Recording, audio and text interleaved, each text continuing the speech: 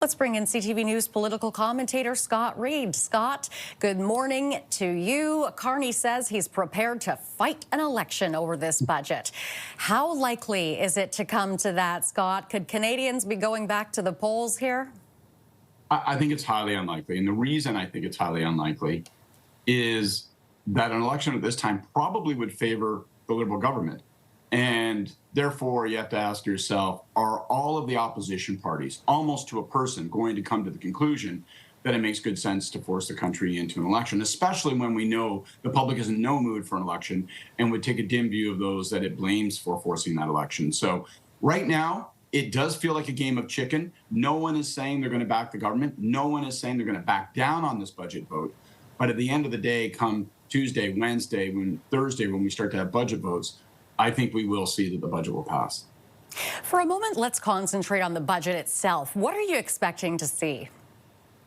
Well, this budget is going to be something to watch. The Prime Minister has consistently characterized it as making generational investments. It is going to be Mark Carney's answer to the upending that Donald Trump has inflicted upon the Canadian economy. So he's talked about levels of investment in major infrastructure, in major energy projects that we haven't seen since maybe the 50s and 60s. Think about that era in terms of investment, in terms of trying to build major things. Think about the St. Lawrence Seaway, massive highways, energy projects. I think that's what the Prime Minister wants to capture. Part of that is a response to Trump, because he has forced us to think about our economy independently, not just in terms of trade with the United States. But then secondly, and in some ways in contradiction, we are going to see a very austere budget where the Prime Minister promises significant cuts to spending in areas of operations. So think about headcount in the federal public service. Think about trying to shrink the level of grants and contributions and handouts that come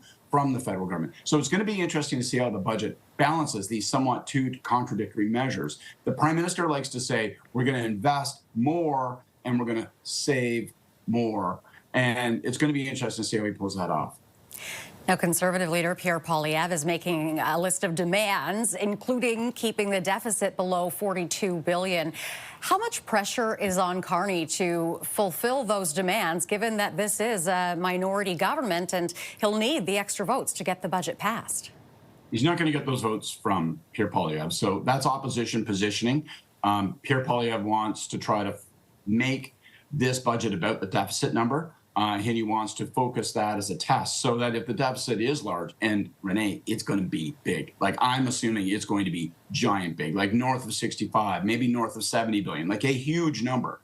And Pierre Poilievre wants to set that up as, if it's a huge deficit, then it's a huge failure. Just that simple. So that's why he's taking that posture.